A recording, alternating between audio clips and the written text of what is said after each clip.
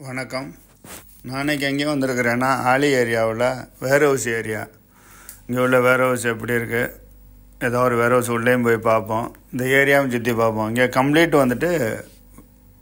Warehouse இருக்குது IKEA பின்னாடி. அந்த ஏரியாவுக்குள்ளே தான் போகிறேன்.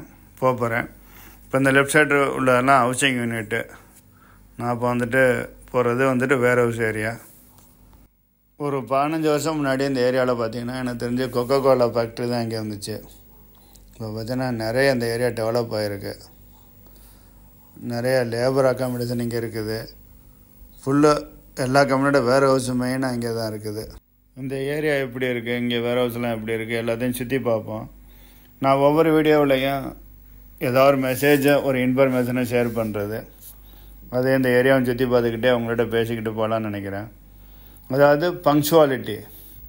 நான் கல்கண்ட் ஆசிரியர் லேனா தமிழன்ட்ட வேலை செய்யும்போது அவர் சொன்னார், நம்ம யாரையுமே மரியாதை குறைவாக பேசக்கூடாது, வாடா போடான்னு பேசக்கூடாது. அதே நேரம் நமக்காக யாரும் வெயிட் பண்ணக்கூடாது. நம்ம ஒரு ஆளுக்கு ஒரு 10 மணிக்கு வரேன்னு சொன்னால் நம்ம 9:55க்கு அந்த இடத்துல போயிருக்கணும். ஏன்னா ஒவ்வொருத்தருக்கும் அந்த டைம் ரொம்ப முக்கியமானது. அதனால் நம்ம வேறு ஒருத்தரோட டைமை நம்ம வேஸ்ட் பண்ணக்கூடாது. அதனால் நம்ம ஒரு டைம் கொடுத்தோம்னா அந்த டயத்தில் அவங்கள மீட் பண்ணணும்னு சொன்னார். நான் இப்போ வரைக்கும் அந்த பங்க்சுவாலிட்டியை ஃபாலோ பண்ணுவேன். அதே மாதிரி யாரையுமே தரக்குறைவாகவோ மரியாதையோ இல்லாமல் பேசுகிறதில்ல. ஏன்னா எனக்கு அவர் சொல்லிக் கொடுத்த என்ன சொன்னாருன்னா, நம்ம எப்போதுமே பெரிய ஆளும் கிடையாது, சின்ன ஆளும் கிடையாது. வாழ்க்கையில் நம்ம நினச்சிக்கிட்டு இருப்போம் அவங்களாம் ரொம்ப லோ கிளாஸு, ரொம்ப சீப்பான ஆளுங்கன்னு. ஆனால் அவங்க ஒரு பெரிய லெவலில் ஒரு நாளைக்கு நிற்பாங்க, நமக்கே தெரியாது. ஏன்னா உலகம் ஒரு சைக்கிள். மேலே இருக்கிறவங்களும் கீழே வருவாங்க, கீழே வரவங்களும் மேலே போவாங்க. அதனால் யாரையுமே தரக்குறைவாக பேசக்கூடாதுன்னு சொல்லுவார். அதே மாதிரி அவரும் அவங்களோட கடைநிலை ஊழியர்லேருந்து ஈவன் தோட்ட வேலை செய்கிறவங்கள்ட்ட வரைக்கும் மரியாதையாக கிட்டத்தில் நின்று அவங்களோட பிரச்சனைலாம் கேட்பார். அதுக்கு தகுந்த பிரச்சனையெல்லாம் சால்வ் பண்ணுவார். அதை நான் இன்னமும் கடைப்பிடிக்கிறேன். இப்போ நம்ம ஒரு இடத்துல சில பேருக்கு நம்ம உதவி தான் செய்வோம்.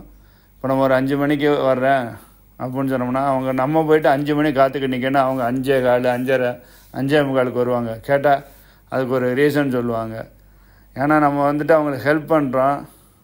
அவங்களுக்கு ஒரு டைம் மேனேஜ்மெண்ட்டை மெயின்டைன் பண்ண தெரியாது. அதை மிஸ்யூஸ் பண்ணுவாங்க. இதனால் என்ன ஆகுதுன்னா, வேறு ஒரு ரைட் பர்சனுக்கு ஒரு ஹெல்ப்பு கிடைக்காம போயிடுது. ஏன்னா யாரோ ஒருத்தர் செய்கிற தப்புக்கு மற்றவங்களுக்கு அந்த பிரச்சனை வருது. அதனால் டைம் ரொம்ப இம்பார்ட்டண்ட்டு. நம்ம ஒரு டைமை ரொம்ப ப்ரிசியஸாக அதை கீப்பப் பண்ணணும். டைமுங்கிறது ரொம்ப இம்பார்ட்டண்ட்டு. ஒவ்வொரு நிமிஷமும் ஒரு மனுஷனோட வாழ்க்கையவே மாற்றி அமைச்சு போடும். இப்போ நம்ம நினைக்கிற 5 நிமிஷம் தானே லேட்டுன்னு. ஆனால் அந்த 5 நிமிஷத்தில் என்னென்னமோ நடக்கும். ஒரு மனுஷனோட உயிரும் போகும். சில பேர் இன்டர்வியூவை மிஸ் பண்ணலாம், சில பேர் பஸ்ஸை மிஸ் பண்ணலாம், சில பேர் எவ்வளோ ஒரு இம்பார்ட்டண்ட்டான ஒரு முக்கியமான விஷயத்தையும் மிஸ் பண்ண முடியும். இப்போ வாங்க, நம்ம ஒரு வேர்ஹவுஸுக்குள்ளே வந்திருக்கேன். இந்த வேர்ஹவுஸை சுற்றி பார்ப்போம். எப்படி ஆர்கனைஸ்டு, ஃபுல்லி ஆர்கனைஸ்டு எப்படியெல்லாம் இருக்குன்னு பாருங்கள்.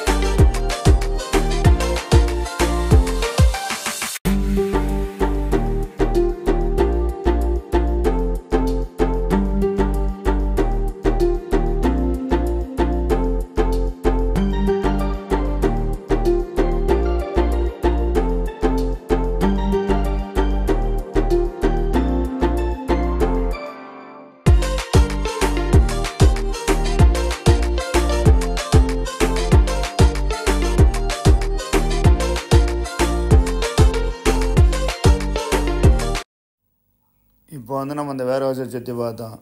எவ்வளோ அழகாக ஆர்கனைஸ்டாக இருக்குன்னு பாருங்கள். இதே மாதிரி தான் இங்கே எல்லா வேர் ஹவுஸுமே இருக்கும். ஒவ்வொரு கம்பெனியும் அவங்கவுங்களோட வேர் ஹவுஸை அது மாதிரி தான் மெயின்டைன் பண்ணுவாங்க. ஓகே நண்பர்களே, நம்மகிட்ட இந்த வீடியோவில் டைம் மேனேஜ்மெண்ட் பங்க்சுவாலிட்டியை பற்றி பேசினோம். வேறு ஒரு வீடியோவில் வேறு ஒரு லொக்கேஷனில் உங்களை நான் மீட் பண்ணுறேன். இந்த வீடியோ பிடிச்சிருந்தா ஷேர் பண்ணுங்கள், லைக் பண்ணுங்கள். தேங்க்ஸ் ஃபார் வாட்சிங் மை வீடியோ. ஓகே நண்பர்களே.